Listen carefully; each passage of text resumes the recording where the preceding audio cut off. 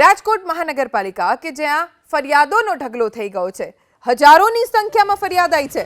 3 મહિનામાં 95,000 ફરિયાદ મહાનગરપાલિકાને મળી છે।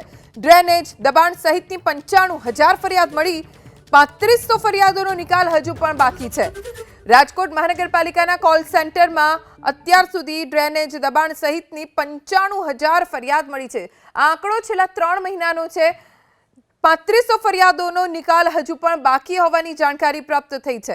ડ્રેનેજ અને દબાણને લઈને સ્થાનિકોને જે પણ મુશ્કેલી પડે છે એ મહાનગરપાલિકાના ટોલ ફ્રી નંબર ઉપર જાણકારી આપવામાં આવતી હોય છે। આવી ફરિયાદ માટે કોલ સેન્ટર ચાલતું હોય છે, જ્યાં 95,000 ફરિયાદ નોંધાઈ, જેમાંથી મોટા ભાગની ફરિયાદોનો નિકાલ આવ્યો છે, પણ 3500 ફરિયાદોનો નિકાલ હજુ બાકી છે।